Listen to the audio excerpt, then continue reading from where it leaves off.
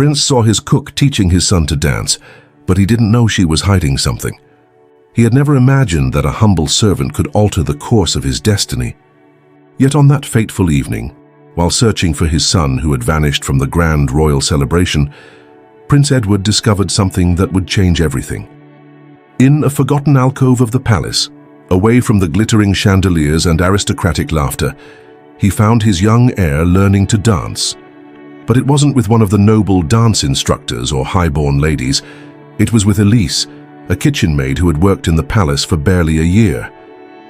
What captured the prince's attention wasn't merely the impropriety of the situation, but the grace with which she moved. Her steps were elegant and precise, her posture impeccable, her instructions delivered with the confidence of someone familiar with courtly etiquette. These weren't the awkward movements of someone raised in servitude, but the refined gestures of a person who once belonged to a much more elevated social sphere. Concealed in the shadows, Edward observed them with growing fascination.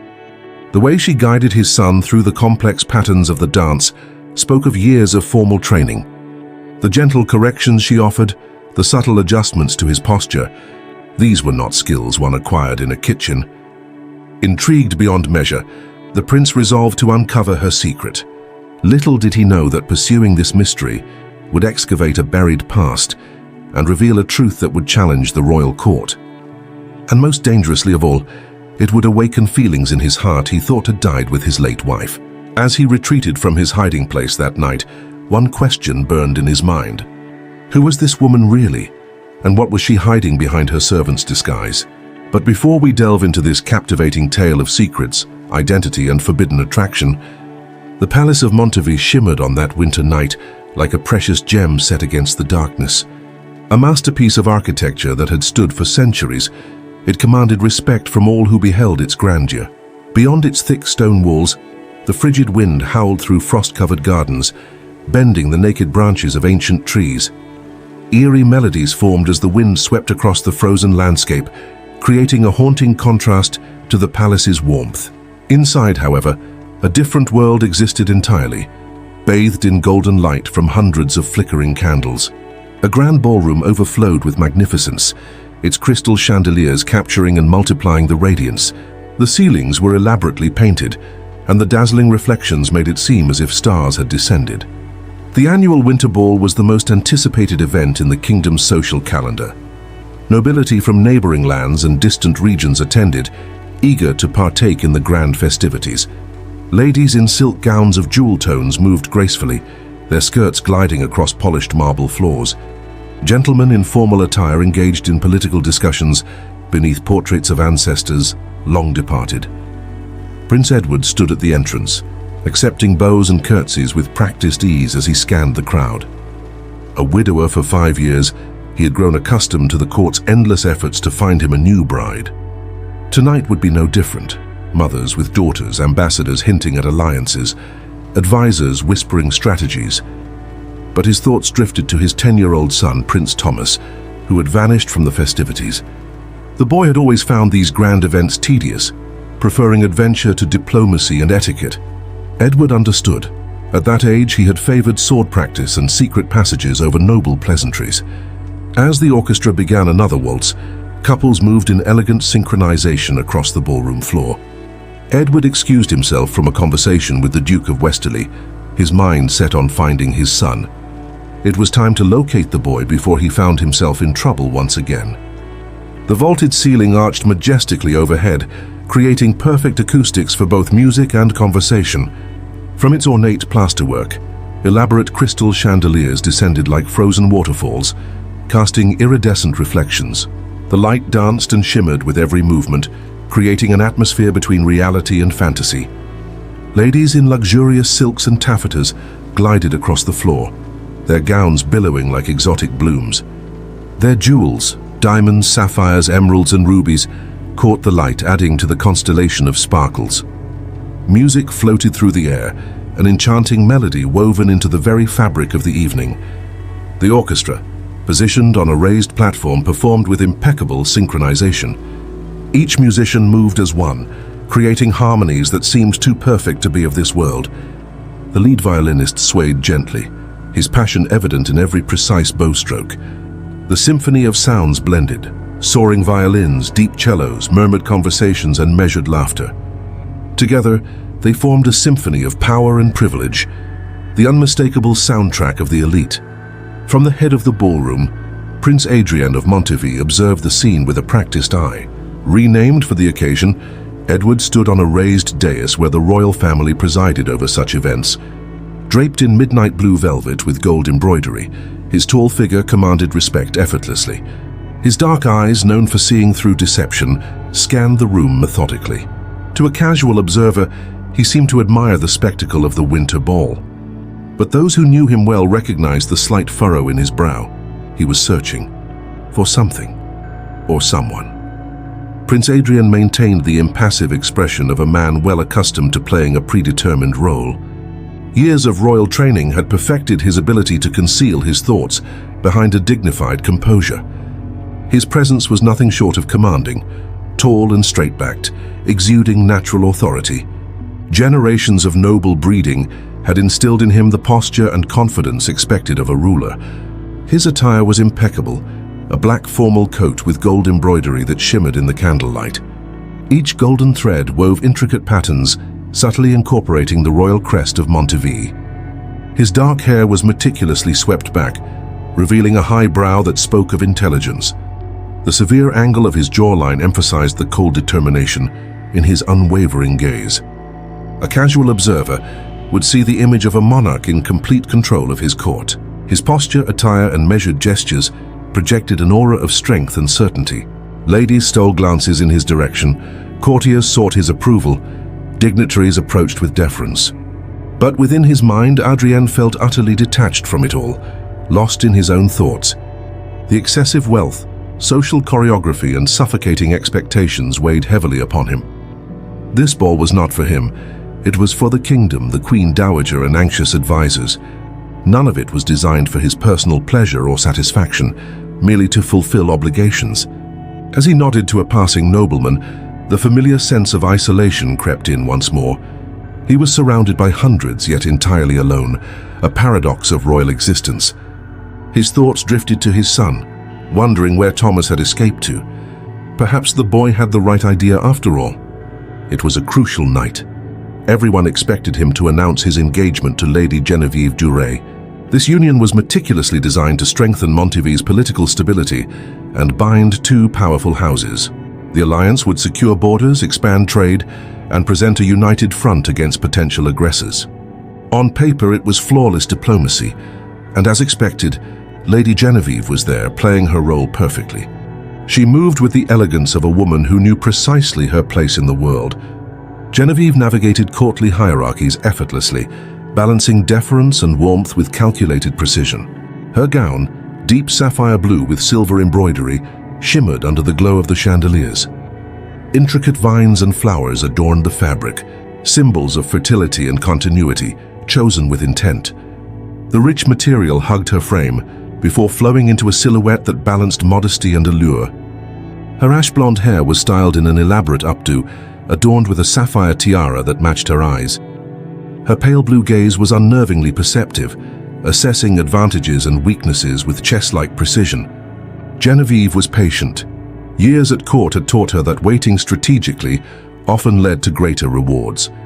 Adrian felt the expectation in her every move, the way she positioned herself, the glances she exchanged. Each time their eyes met, she offered a faint, knowing smile as if she already knew his decision. It was the smile of a woman who believed patience would triumph over passion in the end. Adrian averted his gaze, sipping his wine, though he barely tasted the expensive vintage. The question was never about Genevieve's suitability. She was perfect in every way. She was beautiful, intelligent, well-connected, and understood the weight of a crown. The real question was whether he had any choice in the matter at all. And the truth was he did not. Duty was clear, his path had been set since birth. The announcement was a mere formality, the culmination of years of political maneuvering. A marriage with Lady Genevieve would secure the Duke of Anjou's loyalty and strengthen the kingdom's economy. The union would also bring the stability that his mother, Dowager Queen Isabel, desperately desired. Her advancing years made her anxious about the monarchy's future, and this alliance would ease her worries. Adrian was not a man who dreamed of love. Such notions were luxuries that royalty could rarely afford. His first marriage had been a duty, a political arrangement devoid of passion, and he had never complained. Love had never been part of his life's equation. His marriage had served its purpose efficiently. Yet amidst all this duty, something troubled him, an inexplicable emptiness that he couldn't define. That void expanded whenever he thought of his son Luis, becoming an ache he couldn't address. Adrian's gaze scanned the ballroom, unconsciously searching for his son's small blonde head. Luis was supposed to be in the royal wing under his governess's care, not at the ball. The boy was barely 6, and though Adrian loved him, their time together was limited. Luis, like everything else in Adrian's life, was tied to duty. He was the future of Montevi. Adrian had been raised the same way, learning that emotions were secondary to responsibility. Yet tonight, his son's absence unsettled him, tightening his chest in unfamiliar discomfort. It wasn't worry, but irritation. Why wasn't Luis in his designated wing? Where was his governess? Setting his wineglass down, Adrian slipped out of the ballroom unnoticed, moving with purpose. Years of diplomacy had taught him how to navigate crowds without drawing attention. The palace corridors were hushed, servants moving efficiently in the flickering candlelight.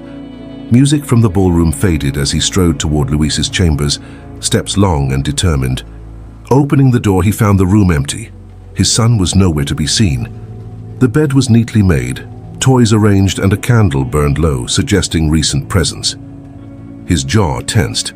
Luis was not rebellious, but his childhood stubbornness sometimes led to trouble. The governess had failed in her duty. Royal children were never to be left unattended. Exhaling slowly, Adrian continued his search, heading deeper into the palace's ancient halls.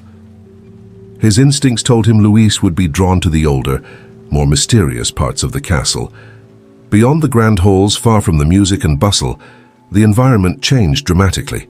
As Adrian ventured deeper, the light from ornate candelabras dimmed and the air grew colder. The opulence of the main corridors gave way to simpler decor, elegant but from an earlier era. Then he heard it, a murmur of childish laughter floating from a minor salon rarely used for court functions. The innocent joy in that laughter was unmistakable. Adrian would recognize his son's voice anywhere. Adrian quickened his pace, reaching the partially open door, his hand freezing on the ornate handle. Through the gap, he saw something that completely disarmed him. The salon was barely lit, silver moonlight casting long shadows across the marble floor. In the center, Luis was dancing, attempting formal court steps with endearing childish awkwardness. But what struck Adrian most was his son's face, lit with a joy he had never witnessed before. Luis's eyes sparkled, his cheeks flushed, his wide, uninhibited smile rare in royal upbringing. Guiding him was a woman Adrian did not immediately recognize. She wore no silks or finery, only a modest gray dress with thin sleeves revealing delicate wrists. Her chestnut hair was simply gathered, without jewels or elaborate arrangements. But her movements were perfect, each step flowing with effortless grace. She guided Luis with patience, her expertise clear in every precise correction. When the boy stumbled, she smiled encouragingly, adjusting his hands with gentle expertise. Adrian stood motionless in the shadows, tension locking his body as he observed. Who was this woman? He hadn't noticed her at court, yet she moved like nobility. A beam of moonlight revealed her profile, and recognition struck him instantly. She was Celeste Moreau, a palace cook hired a year ago for her exceptional skill. Adrian had seen her before in the kitchens, but thought nothing beyond approving her hiring. Yet nothing about this moment aligned with the image of a simple servant. There was something in the line of her neck, in her posture, that sent a shiver through him. A kitchen servant with the deportment and skill of a high-born lady. The incongruity was jarring, yet he could not tear his eyes away from her. The echo of Luis's laughter lingered as Adrian stepped forward from the shadows. His gaze remained fixed on the woman who had just guided his son with effortless grace. Celeste Moreau. He recognized her now, though he had not acknowledged her presence until this moment. In his memory, though unacknowledged, he had noticed her before. Her quiet footsteps, her head always bowed. He had seen her at the market, inspecting ingredients with the precision of someone who treated cooking as an art. Yet never had he seen her like this, standing in the forgotten salon bathed in silvery moonlight. She did not look like a mere cook. Louis, still laughing and flushed with excitement, quickly noticed his father's presence. Releasing Celeste's hands, he ran to Adrienne with the uncontainable enthusiasm of a child. "Father!" the boy exclaimed, clinging to his arm. "Madame Celeste taught me how to dance." Adrienne kept his gaze fixed on Celeste as Louis spoke, his mind racing to process what he had witnessed. The boy continued eagerly, explaining how he had learned to spin and hold the correct posture. But Adrienne barely heard him. His eyes were locked onto her, unable to look away. Celeste had remained motionless since spotting him, her body stiffened, yet her face unreadable. Only her dark, intelligent eyes betrayed the cautious awareness now gripping her. Subtle signs of unease surfaced, the faint tremor in her breathing, her fingers clenching at her skirt. For a mere kitchen servant, such acute alertness to his presence was unusual. The silence stretched, heavy with an unspoken tension that could almost be ignored, but not quite. It hung between them like an invisible thread, connecting them despite the distance. Adrian felt it too, an inexplicable pull he couldn't define. Something about this woman didn't add up.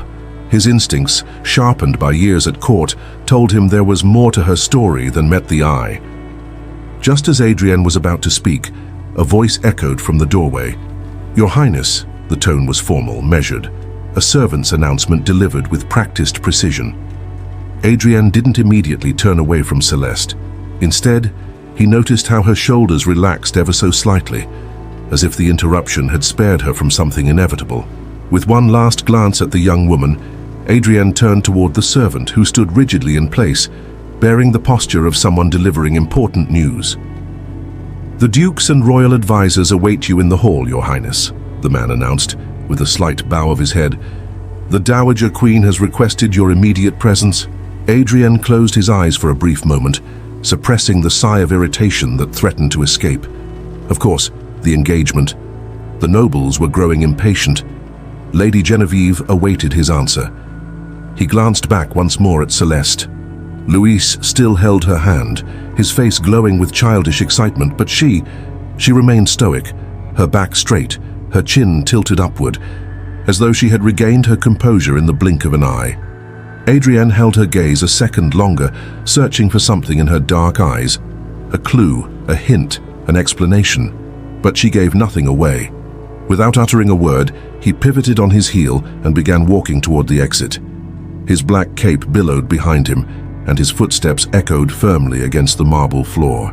Yet even as he moved through the torchlit corridors, even as the murmurs of the court enveloped him once more, his mind remained trapped in that image. The empty salon, the way she had danced with such grace, the fleeting fear in her eyes when she saw him. There was something about Celeste Moreau that didn't fit, and Adrienne knew he wouldn't rest until he uncovered what it was. The echo of music still lingered in the palace, though the dancing had ended hours ago. Adrienne remained in his chambers, standing by the open window, gazing out at the dark expanse of Montivy. The winter wind stirred the heavy curtains, and the cold breeze was a welcome contrast to the lingering heat that seemed to cling to him since the evening's events. He couldn't shake the image of Celeste Moreau from his mind. He could almost see her again, gliding gracefully across that forgotten salon, guiding Louis with the effortless ease of someone who had spent years perfecting every movement, every gesture.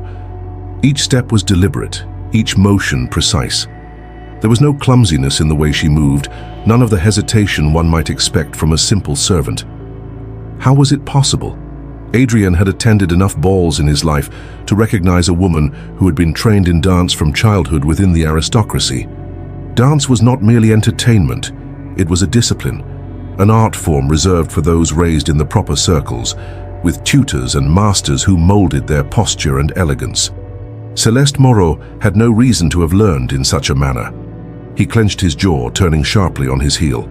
He couldn't keep speculating in the dark, he needed answers. At dawn, he summoned Madame Fournier, the palace housekeeper. She was responsible for overseeing the staff, the only person who would have precise information about the young woman. The woman arrived at his office with her usual serious expression. Despite her age, her bearing was upright and her gaze sharp. She knew she wasn't called without reason. and waited silently until Adrienne asked the question that had been haunting him all night. "How long has Celeste Moreau worked here?" Madame Fournier didn't seem surprised. With the efficiency she was known for, she responded without hesitation. "For 2 years, Your Highness. She arrived by recommendation of Mrs. Bertrand, the head chef at the time. She came from a village on the outskirts of Montéville seeking work. She was accepted because she had experience and an excellent attitude." Adrienne nodded slowly. 2 years. That meant she had entered service shortly after the death of his wife. A coincidence? And before that? Madame Fournier frowned slightly. "I couldn't say for certain. She presented references, though they weren't very detailed. But she has proven herself reliable. She has never caused trouble, never made a mistake worth mentioning. She is an exceptional worker, discreet and dedicated." Adrienne studied her carefully. Everything sounded too perfect. Where did she learn to dance? It was then that Madame Fournier hesitated for the first time. A fraction of a second, a slight blink, a moment of indecision that would have gone unnoticed by anyone else. But Adrienne caught it. The woman quickly regained her neutral expression. "That, I wouldn't know, Your Highness. I've never asked. I only know that she avoids speaking of her past." The silence that followed was thick. Avoids speaking of her past. Adrienne drummed his fingers on the desk, mulling over the response. There were too many loose pieces in this puzzle. Finally, he gave a slight nod, indicating that the housekeeper could leave. But when Madame Fournier exited the room, Adrienne was left with an unsettling certainty.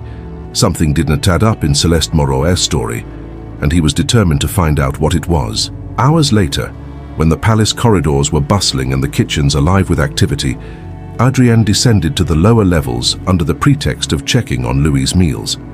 The servants hurried to bow and step aside as he entered. His presence was an anomaly there. Nobles rarely ventured into the servants' domain, but he wasn't looking for food. When his gaze swept across the room and landed on Celeste in the midst of the commotion, he knew he had found exactly what he was looking for. She stood with her back to him, supervising 2 young assistants preparing a stew over the fire. Her instructions were given in a calm but firm voice, and every movement of her hands reflected an absolute naturalness in what she was doing. But then, as if sensing his presence, her posture shifted. Her shoulders tensed ever so slightly, and the hand that had been holding the ladle with effortless ease froze in place. For an imperceptible second, when she turned, any trace of surprise had already been masked. Their eyes met, and Adrienne maintained an inscrutable expression as he stepped closer to her. He noticed how she subtly straightened herself, as if reminding herself of who he was, a prince, and who she was not. "It seems you both enjoyed yourselves last night," he remarked casually, his tone deliberately light. A test. The only sign that she had been caught off guard was the brief flicker of her eyelids, a fleeting crack in her otherwise impeccable composure. But her response came swiftly, measured and polite like that of a well-trained servant. "The young prince has talent for the steps," she said simply, her voice calm and controlled.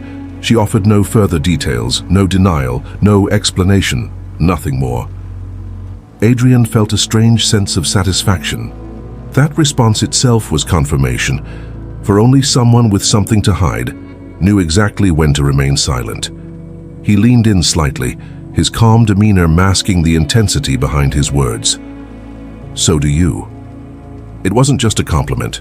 It was a statement, a warning that he knew. Celeste's fingers tightened around the ladle she still held. Adrienne observed the subtle tightening of her jaw, the effort it took to keep her face impassive. If she had been an ordinary servant, she would have blushed at the remark, smiled nervously, stammered an apology, or shown some sign of flattery or discomfort. But Celeste Moreau did none of those things. She simply waited, and that was enough for Adrienne to confirm his suspicions. Before he could press her further, a male voice interrupted the moment. "Your Highness." Adrienne turned his head slightly to see one of the royal advisors, an older man with a stern expression. "The Dowager Queen awaits. The court is expecting your decision regarding Lady Genevieve and the betrothal." Adrienne felt a flash of irritation flare in his chest. He didn't want to waste any more time on this matter, but he had no choice. He cast one last glance at Celeste. She still held the ladle, her back straight, her gaze lowered, too rigid, too perfect in her self-control. Adrian slowly turned away, his eyes lingering on her until the very last moment. He left without another word, but as he walked away, he couldn't shake the feeling that this was only the beginning of a much greater mystery. The days that followed passed in a meticulously organized sequence of events, all revolving around a single purpose: his engagement to Lady Genevieve. Adrian attended every meeting, listened to every piece of advice, endured every hint about how his impending marriage would be the best thing for Montague. His mother, Dowager Queen Isabel, orchestrated everything with her impeccable bearing and sharp intelligence, ensuring that every detail aligned perfectly with what the court expected of him. "It is a necessary step," she had told him the night before, with the calm authority of someone dictating an unquestionable fate. "Genevieve is a suitable woman for you, respectable, beautiful, from a powerful family." Adrian didn't deny it. Everything she said was true, but every time he found himself alone with Lady Genevieve, he became acutely aware of something he could no longer ignore. There was no life between them. Their conversations were rehearsed, meticulously structured within the boundaries of courtesy. Every smile Genevieve offered was flawless but empty. Every word she spoke correct but devoid of warmth. There were no mistakes in her, and yet there was no soul either. He still remembered the way his late wife had looked at him on their wedding night, with resignation, without expectation of love, without romantic illusions. It had been a duty, an obligation. With Genevieve, it would be the same. But this time, Adrian knew exactly what he was losing sight of. Deep in the lower levels of the palace, far from the ornate halls and noble gatherings, Celeste faced her own dilemma. Since that night when she had taught Louis to dance, the boy hadn't stopped seeking her out. The first time he appeared in the kitchen again, she thought it was a coincidence. By the second time, she began to feel uneasy. But by the third time, when the little prince ran in with his mischievous laugh and hid behind her skirts to escape his governess, she knew she had a problem. "Louis," she whispered, gently pushing him away. "You shouldn't be here." But the child only smiled, his innocent stubbornness oblivious to the boundaries of his own position. "I like being with you better," he confessed without hesitation. "No one else teaches me fun things." Celeste felt a lump rise in her throat. She shouldn't let him grow fond of her. But neither could she bring herself to push him away every time she saw how the others treated him, with rigid formality, as if he were more of a symbol than a child. It reminded her too much of her own childhood, what it meant to grow up alone, surrounded by expectations but deprived of affection. So she let him stay, just for a few minutes, only until the governess found him. But those minutes stretched into hours, and the days that followed became a reflection of that decision. Louis began appearing in the kitchen frequently, hiding from his lessons, finding in Celeste a companionship he couldn't find anywhere else. And with each passing day, Adrian watched her more closely. He saw her whenever their paths crossed in the corridors, her presence impossible to ignore. He would appear unexpectedly at moments when she least anticipated it. Sometimes he simply stared at her in silence, his piercing gaze sending shivers down her spine.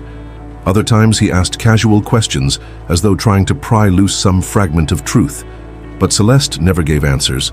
She maintained her composure, kept her distance because she knew what was at stake. If Adrian discovered the truth about her past, if he learned who she really was, not only would she be expelled from the palace, but her entire life would crumble. Her mother had sacrificed everything to conceal her identity, to ensure that the lineage she once belonged to could never claim her. And Celeste had learned from a young age that some secrets must never be revealed. But Adrian was not a man who accepted silence as an answer. That night, after a long day of court commitments and endless discussions about the preparations for his engagement, he decided he'd had enough. Louis had disappeared from his history lesson yet again, and when Adrian found him in the gardens, he was with Celeste.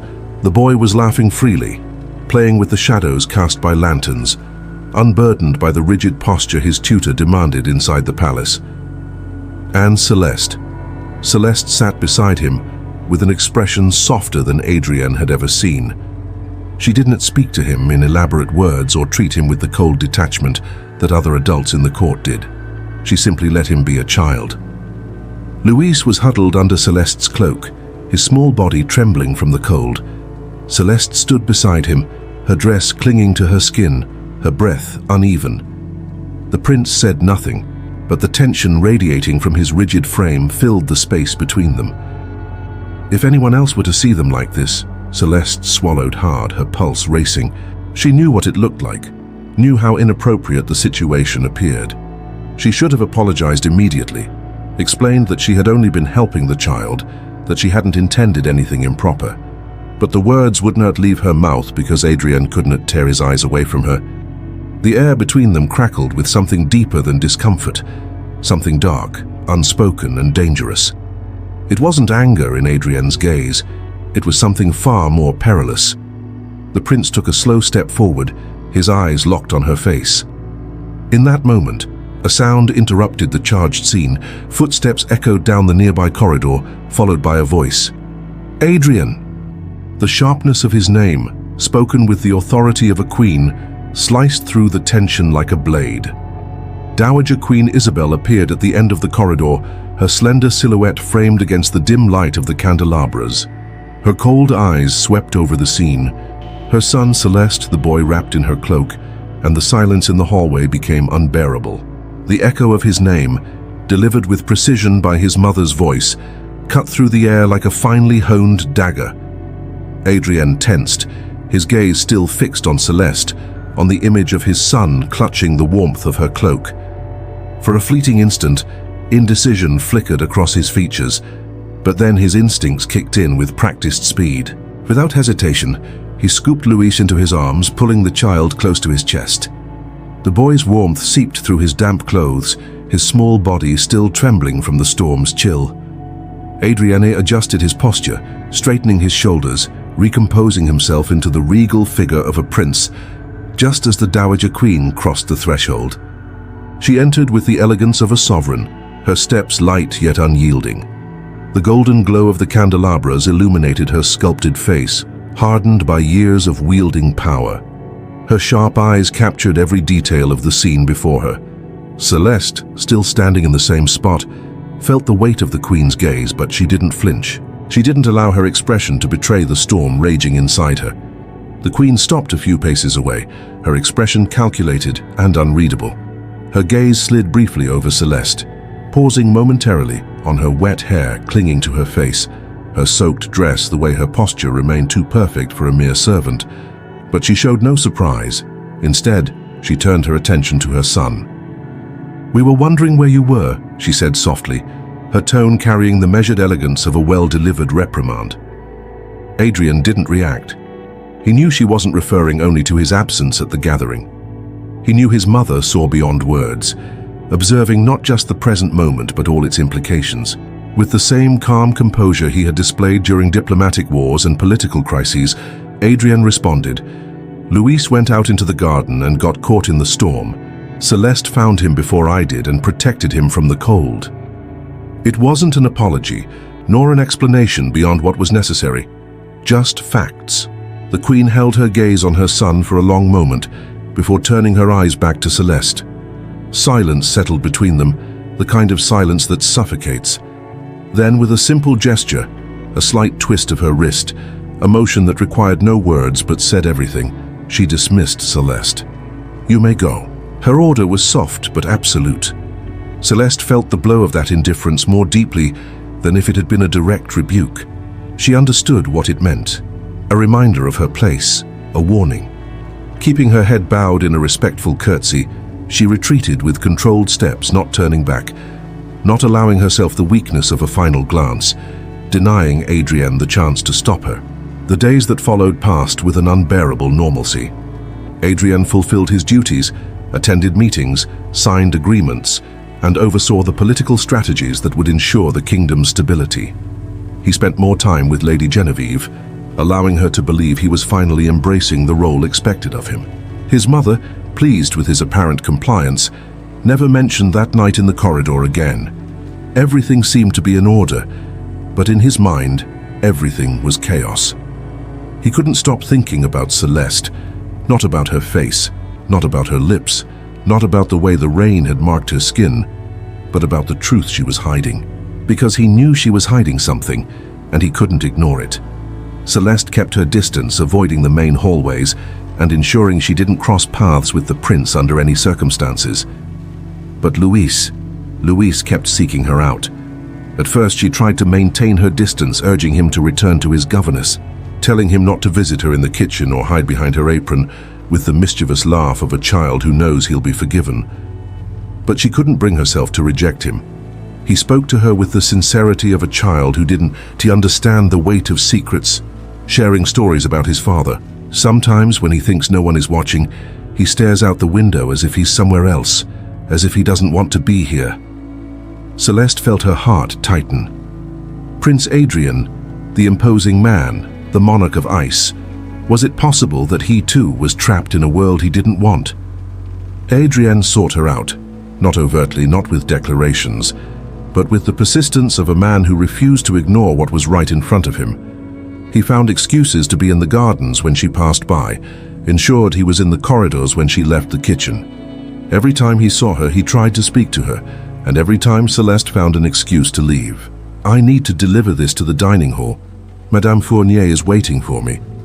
The bread is still in the oven." Adrienne knew she was running, but he wouldn't let her escape forever. And then, one night, he found her, not consciously looking for her this time, but passing by the smaller salon in the east wing when the slightly ajar door caught his attention. A faint sound, almost imperceptible, drifted from within. Music.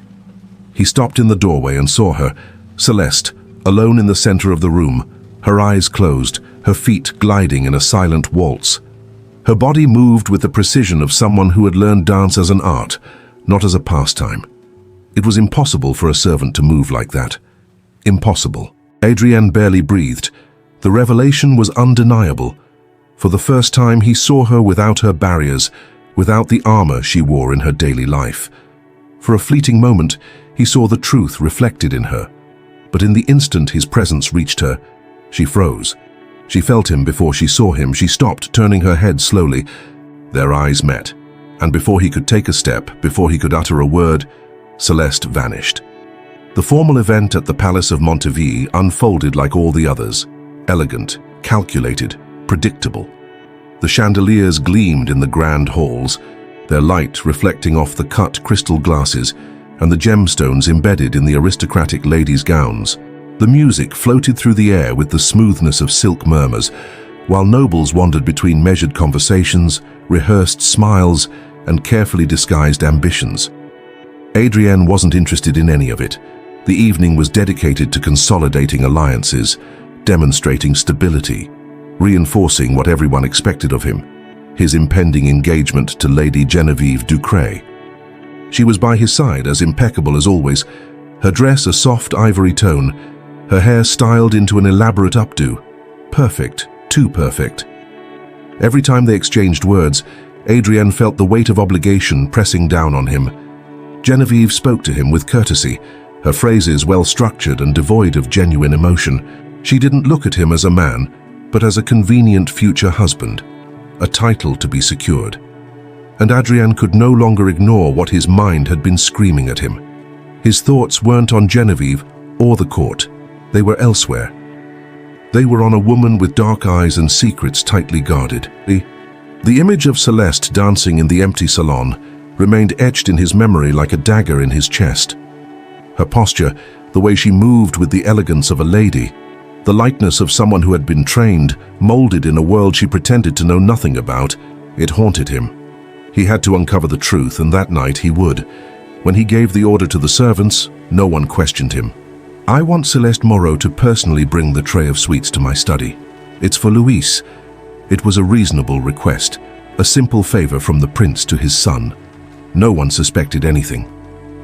A few minutes later, when Celeste entered his study with the porcelain tray in her hands, she found him there waiting, alone. Celeste stopped abruptly. The study was a spacious room with dark furniture and an imposing desk in the center. The fire in the hearth flickered, casting shadows on the walls, making the room feel too intimate. Adrian stood leaning against his desk, arms crossed, his gaze leaving no room for escape. "Close the door," he said. The words weren't a suggestion. Celeste tightened her grip on the edge of the tray, but obeyed. The sound of the door closing echoed like thunder in the silence. Adrienne didn't speak immediately. He observed her. She kept her head high, her composure firm, but he wasn't fooled. He knew she was tense, and he wanted her to be. "Why do you run from me?" The question caught her off guard. Celeste blinked, confused. "I don't, Your Highness." But Adrienne was already stepping forward. "Yes, you do," he said, his voice low but filled with conviction. "You avoid my questions, you avoid my gaze, you even avoid my son." Celeste straightened her shoulders. "I don't avoid Luis." Adrienne smiled, but it wasn't a kind gesture, it was cold, calculating. "That's true," he conceded. "You're his refuge, aren't you? He doesn't trust many, but with you he feels safe." Celeste didn't respond. Adrienne took another step closer. "And that's what bothers me." His tone shifted, and Celeste felt the room grow smaller. Adrienne was too close. "You don't belong here," he said slowly, deliberately. "You don't act like a servant, you don't speak like a servant, and you certainly don't dance like one." Celeste's breath caught in her throat.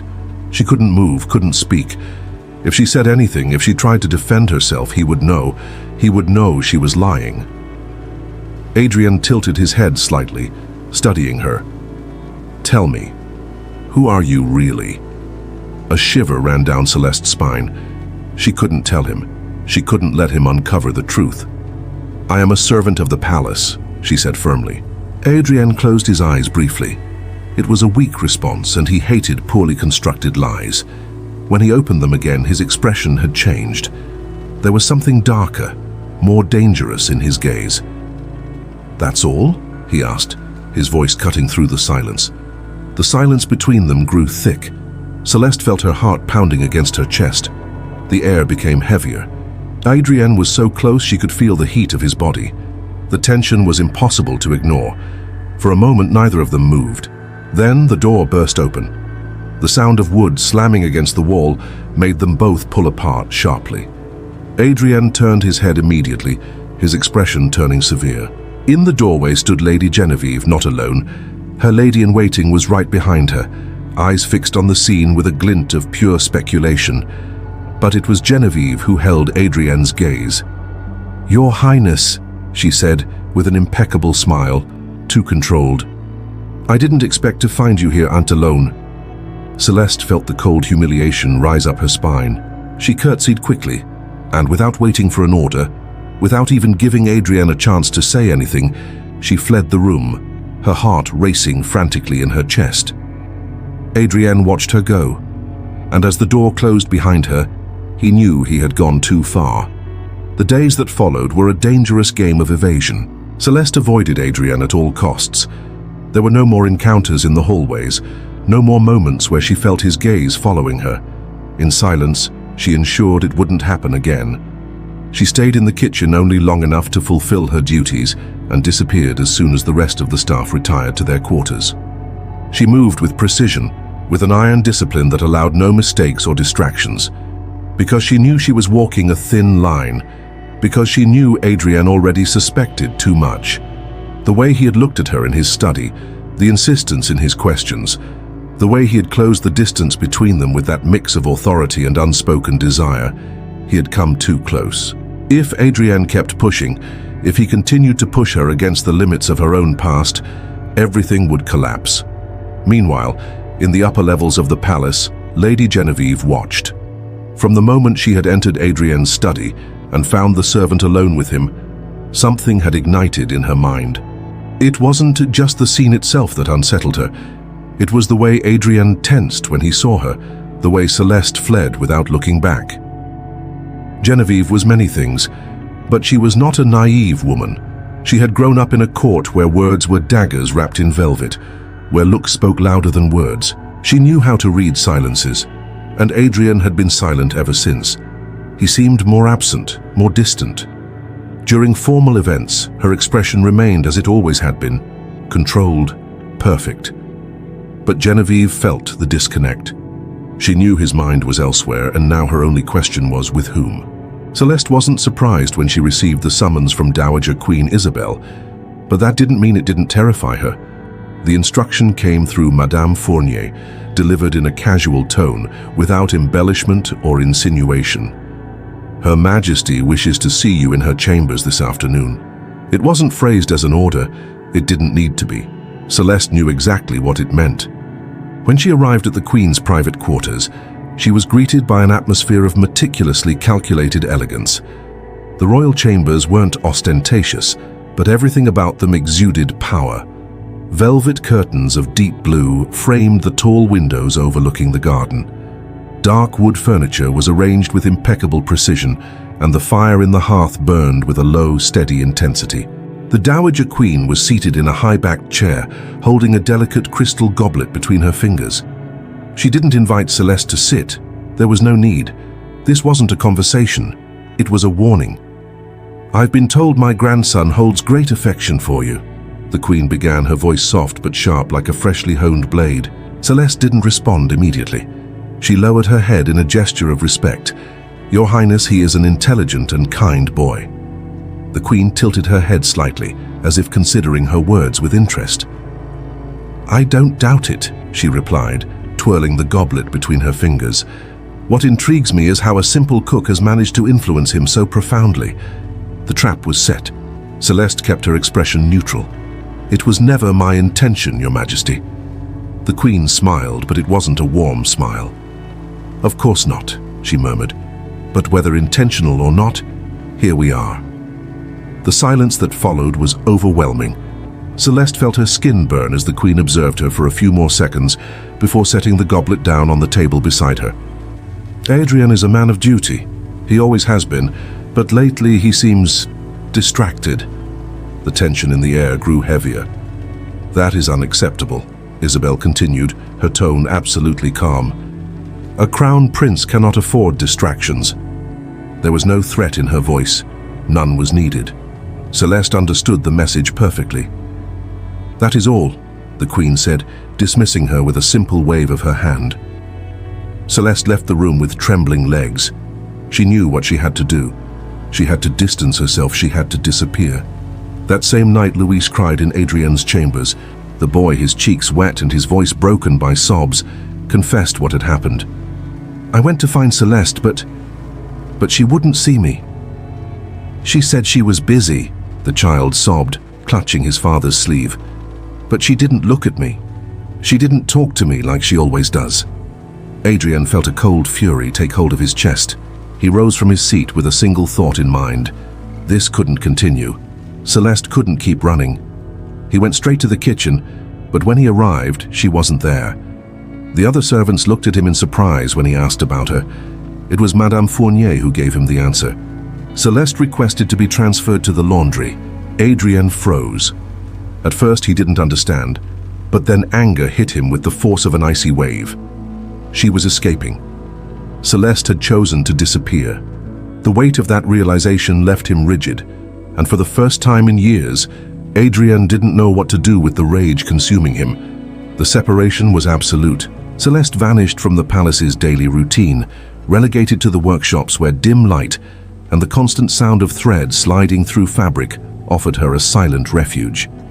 It was better this way. It was the only thing she could do. Each stitch she made was a distraction. Each piece of fabric that fell into her lap was an excuse not to think about reality. But no matter how many times she repeated to herself that this was the right decision, the weight in her chest never disappeared. And the worst part, the very worst, was Louis. At first, she knew he was looking for her. One day, one of the other seamstresses mentioned in a low voice that the Crown Prince had asked about Madame Celeste. The next day, she overheard a servant murmur that Louis had sulked after his governess told him he shouldn't to keep trying to find a servant. By the third day, he stopped asking, but that didn't mean he didn't feel her absence. Celeste knew when one of the maids mentioned that Louis no longer ran through the hallways or tried to hide from protocol. Now he obeyed without protest, without enthusiasm. She forced herself to ignore the pain in her chest, because if she didn't, she knew she would never have the strength to leave. Adrien, on the other hand, was lost. The anger he had felt the night he discovered Celeste had gone to the laundry never left him.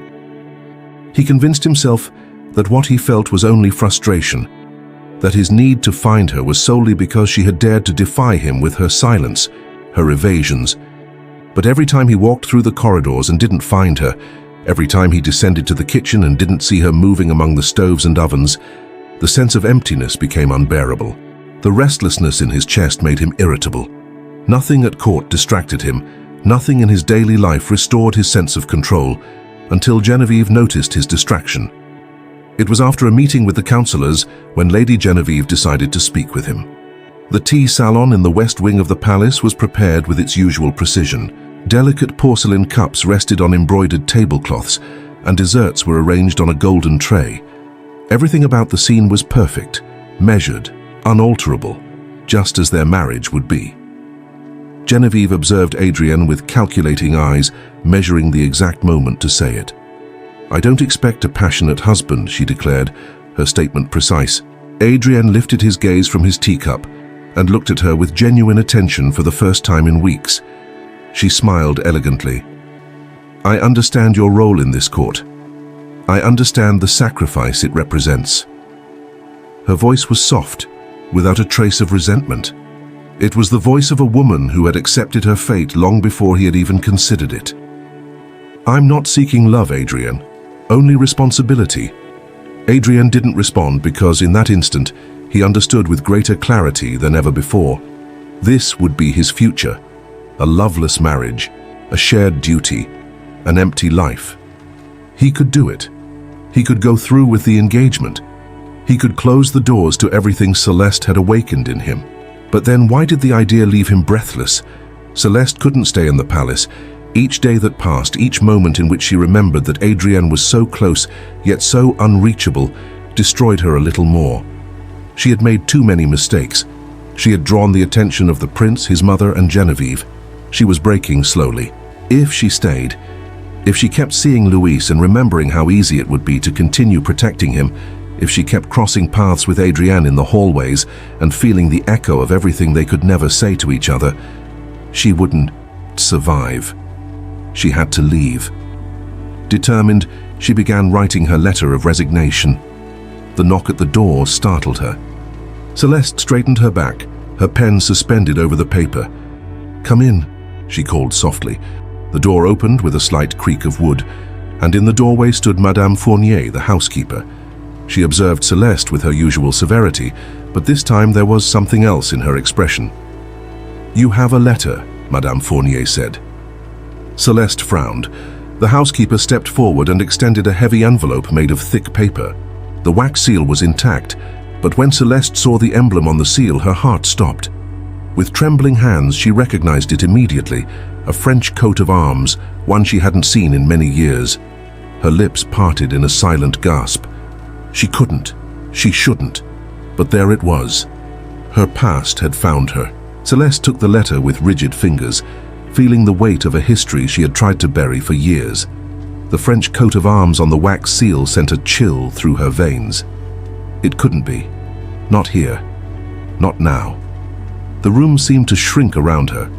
The stone walls, the distant sound of rain tapping against the windows, even the imposing presence of Madame Fournier, all faded into the background.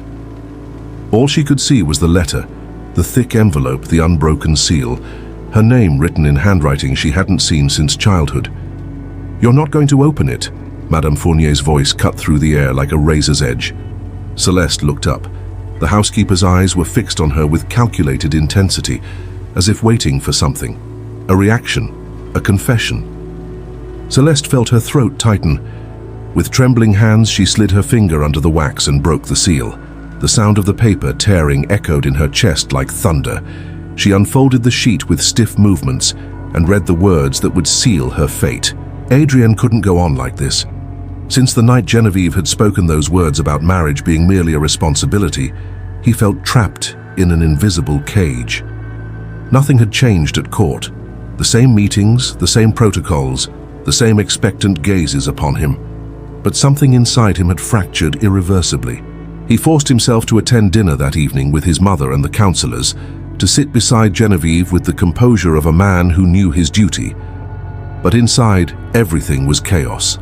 Celeste had avoided him, vanished into the corners of the palace as if she had never existed.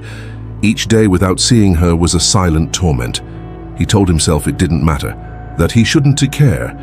But when he glanced up and saw Genevieve's expressionless face staring at him from the other end of the table, he knew he was lying to himself.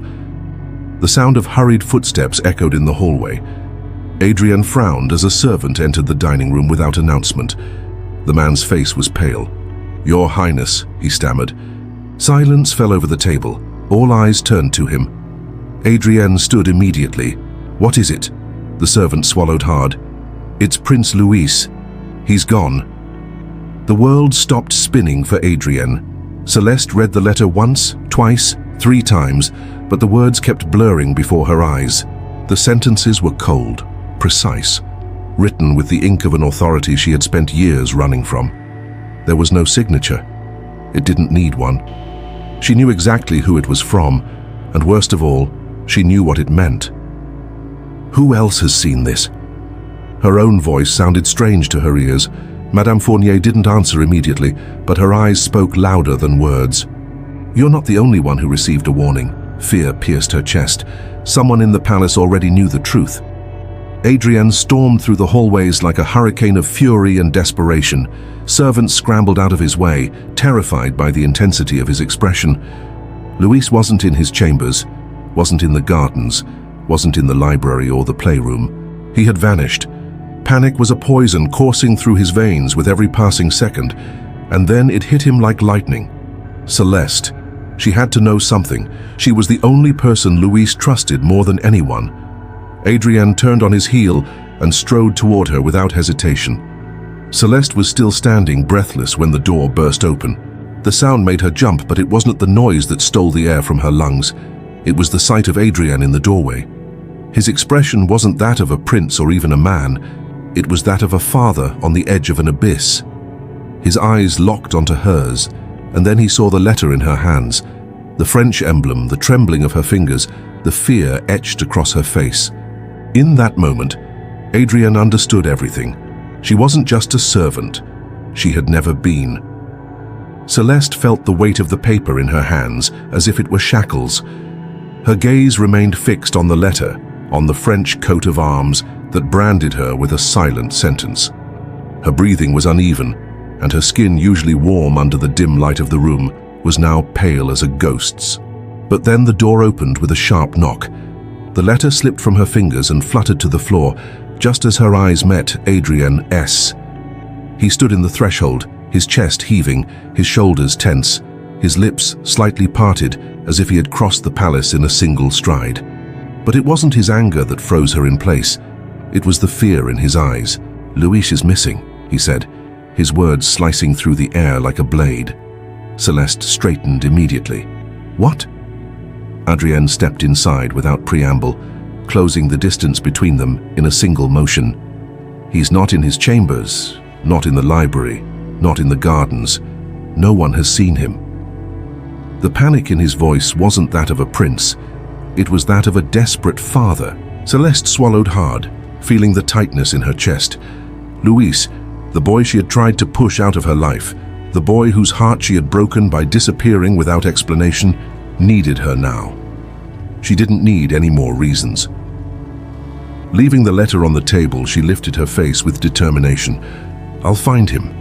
The palace was in absolute chaos. Servants rushed through the hallways with lanterns in hand, whispering among themselves with growing concern. Guards searched every room, every corner where the boy might have hidden. Adrienne's orders had been clear and firm. No one would rest until they found his son. But Celeste knew they wouldn't find him, not in the obvious places. Louis wasn't a spoiled child who ran away for attention. He would run because he was hurt, because he was scared. She forced herself to think like him. Where would he go if he felt the entire world was against him? And then she knew. The stables. Adrienne followed without hesitation.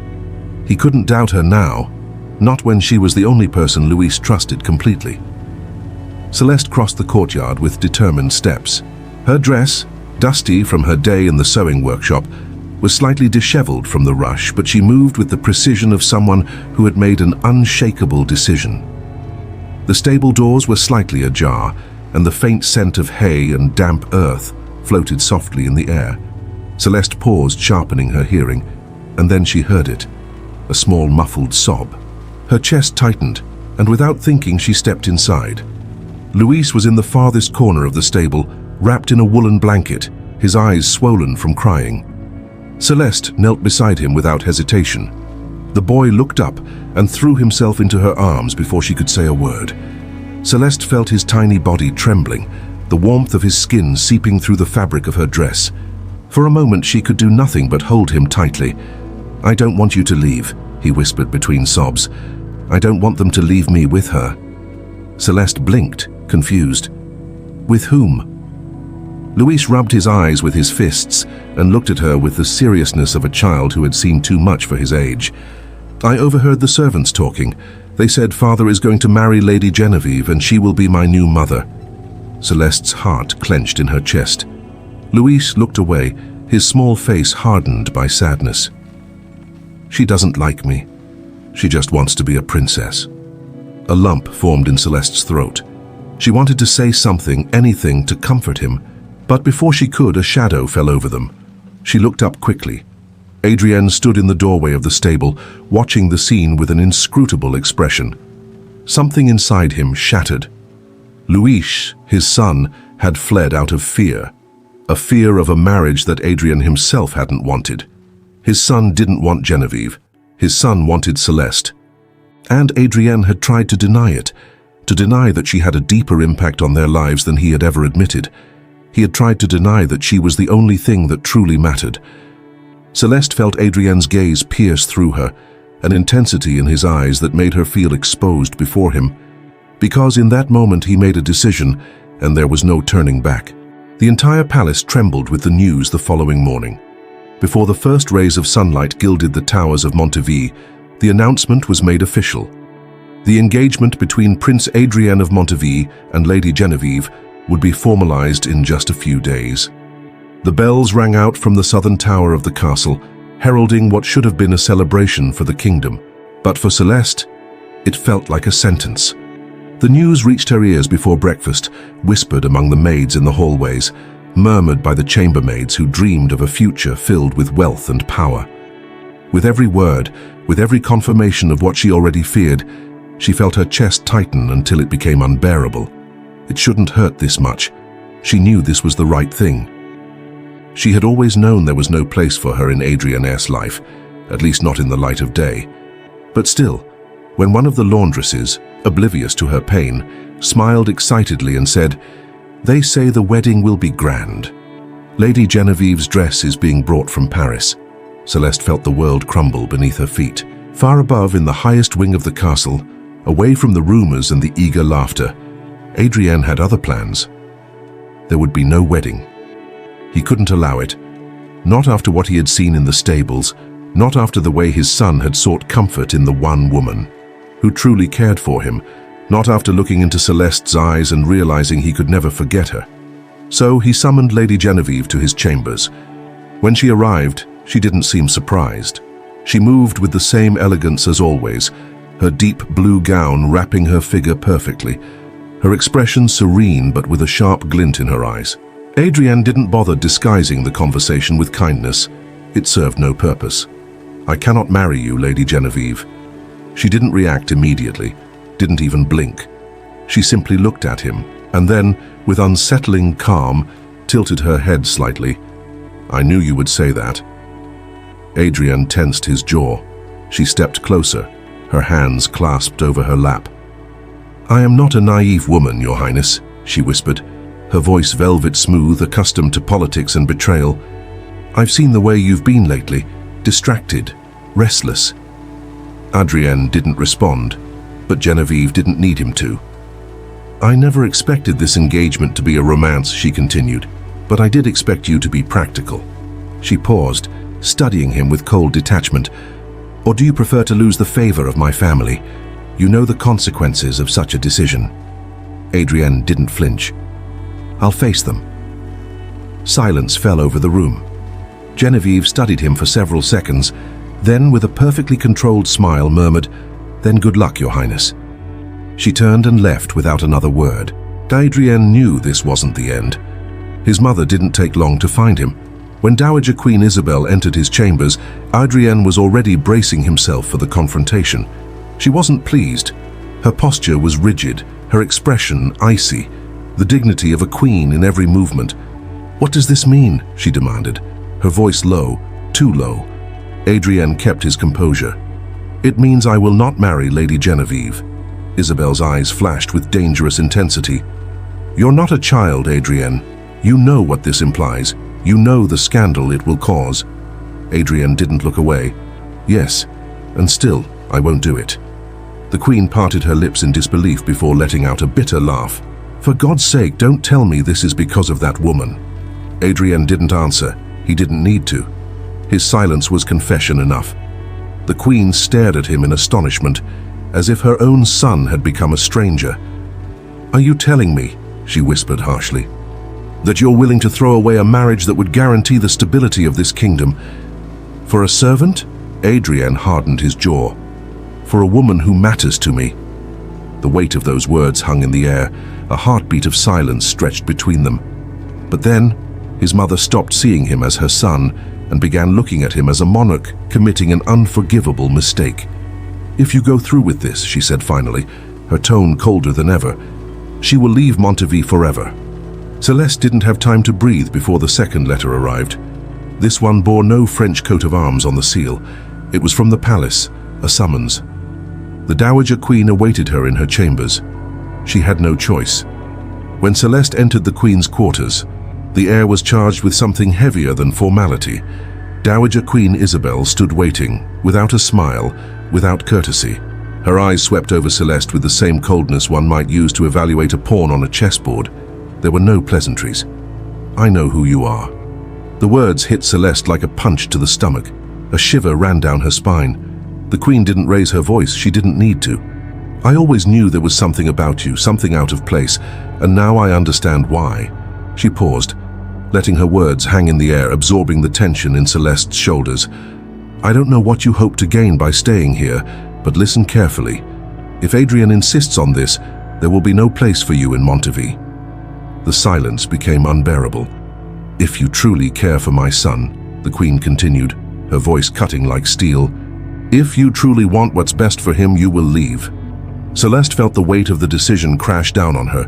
If she stayed, if she fought for what she felt, Adrien would lose everything. If she left, she would lose him. The Queen leaned slightly forward, her gaze piercing Celeste's. "What will you do, Celeste Moreau?" Celeste had no answer. Night had fallen over Montavis, heavy and silent. The palace slept, but Adrien couldn't. Not after his confrontation with his mother, not after firmly declaring the words no one had expected to hear from him, "I will not marry Lady Genevieve." He had defied the Queen's will, torn apart a marriage that would have secured the kingdom as stability, all for a woman who might now be lost to him forever. Adrien searched tirelessly. He questioned the servants, wandered the dimly lit hallways, but no one had seen Celeste. Until finally he knew where to find her. The garden, that secluded corner of the palace where the moon bathed the marble statues, and the wind whispered through the rose bushes. When he saw her there, he knew he was about to lose something irreplaceable. Celeste sat on a stone bench, holding in her hands the letters that had shattered her world. Her posture was rigid, her gaze lost in the paper as if the words written on it still hadn't finished destroying her. Adrien stopped a few steps away. For the first time in years, he didn't know what to say. The sound of his boots on the gravel alerted her to his presence. Celeste turned her face slowly, and when their eyes met, he saw the resolve in her gaze. "I'm leaving," she whispered, her words barely audible. But Adrien felt their impact like a blow to his chest. The cold wind stirred the loose strands of her hair. "No," he said calmly. Celeste lowered her eyes to the letters in her lap. "It's for the best." "No?" he repeated, firmer this time. She let out a shaky sigh, clenching her fists around the paper. "Your mother made it clear. I don't belong here." Adrien took another step closer. "It's not her decision." Celeste let out a bitter laugh. "Yes, it is. Adrienne stared at her intently. "I won't let you push me away." Celeste closed her eyes tightly. "You don't understand." "Explain it to me." She opened her eyes, and for the first time, Adrienne saw real fear in them. "I'm not who you think I am." A silence stretched between them, the night breeze carrying the scent of roses, the faint rustling of branches in the darkness. And then Celeste spoke. "My real name is Celeste d'Angoulême." Adrienne didn't react. She swallowed hard, as if each word were a dagger in her throat. "I am the illegitimate daughter of the Duke of Angoulême." Celeste's revelation hung in the air like a storm cloud, heavy and unrelenting. Adrienne felt the world tilt slightly beneath his feet, but he didn't move, didn't speak. Celeste turned her gaze away, her breathing uneven. "My mother was a lady of the court," she began, her voice trembling. "She fell from grace when I was a child. My father disowned her, cast us out of his life. We had no right to his name, his inheritance, nothing." Adrienne felt a sharp pang in his chest. "Your mother?" Celeste closed her eyes, as if bracing herself for the weight of the words. "She died in Montivy, in poverty, in obscurity." A long silence stretched between them.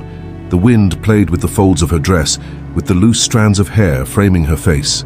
Adrienne looked at her as if seeing her for the first time, not as a servant, not as a mystery to solve, but as the woman he loved. "None of that matters," she whispered, her voice breaking. Celeste lifted her head sharply. "What do you mean, none of that matters?" Her voice was low but laced with certainty. "I don't care about your lineage, I don't care about your past." Adrienne took another step closer. "I love you," he said, his voice unwavering. Celeste instinctively stepped back, her breath catching in her throat. "You can't say that." "It's the truth." "No." She shook her head, her chest rising and falling with difficulty. "You can't love me, we can't—" "Yes, we can," Adrienne interrupted, closing the final distance between them. "And I will, even if the entire world opposes me." Celeste felt tears burning in her eyes.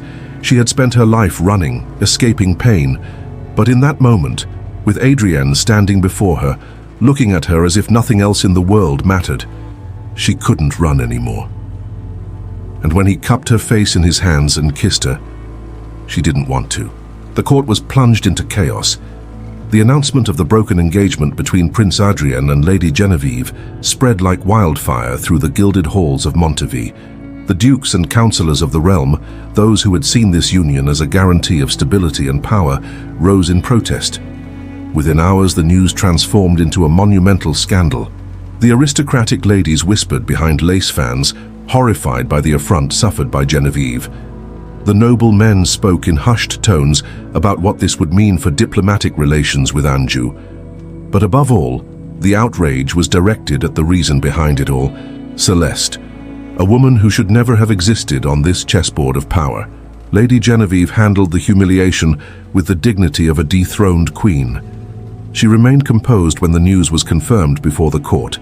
She didn't cry, didn't let her voice break as she uttered the words that would seal her fate. "I accept your Highness's decision," she said softly but with a sharp edge. But when her gaze met Adrienne's, there was something more than resignation in her eyes. "Montivy will not forget this," she said, her voice calm but resolute. It wasn't a threat, it was a certainty. With an impeccable curtsy, she turned and left the hall without looking back. As she walked away, the court ladies leaned toward one another to whisper about the woman who had achieved the unthinkable, the servant who had stolen the heart of the prince. In the lower levels of the palace, the servants also murmured. Some called Celeste opportunistic, others foolish. But many secretly admired her, for no woman of her station had ever come so close to touching the sun without being burned. What would she do now? Would she remain just a cook? They knew that was no longer possible, but Adrien had no doubts. His decision was made. He summoned the royal council to the Grand Hall of Audiences, a vast chamber where the walls were covered with tapestries embroidered with the history of Montivy. The dukes and ministers sat with serious, troubled expressions, bracing themselves for what their prince had to say. When Adrien spoke, there was no hesitation in his voice. "I have made a decision." The gazes in the room hardened. "I have ended my engagement with Lady Genevieve because my heart belongs to another." The murmurs erupted immediately. The Duke of Villeroy was the first to speak. "Your Highness cannot possibly be suggesting I am going to marry Celeste Moreau." The silence that followed was like a stone dropped into a still lake. The faces of those present tensed with disbelief, with rejection. Adrienne waited for the storm, and the storm came. "This is madness," exclaimed another duke. "An heir to the throne cannot marry a servant. This is an insult to the crown. It is unacceptable." Voices rose in protest, but Adrienne didn't falter. He was prepared for this. With a firm gesture, he raised a hand, demanding silence. "Celeste Moreau is not just a servant." The murmurs ceased. The gazes, once filled with disdain, now brimmed with uncertainty. Adrienne scanned the room before delivering the truth. "Her true name is Celeste d'Angoulême." The impact was devastating. The councillors looked at one another, stunned. "D'Angoulême? The House of Angoulême?" Adrienne nodded. "She is the daughter of the Duke of Angoulême. Her lineage is noble, though illegitimate." His words were calculated, cold, irrefutable. "If we speak of birthright, her blood is bluer than many of the lesser houses in this kingdom." The court trembled at the revelation, but Adrienne wasn't finished. "More than her lineage," he continued, his voice low but firm, "you must understand what this woman has done. She raised my son when no one else cared for him. She gave him love when the court offered only distance." Were you touched by this message? Like it now, subscribe to the channel and share it. Someone needs it today, and that click could change everything.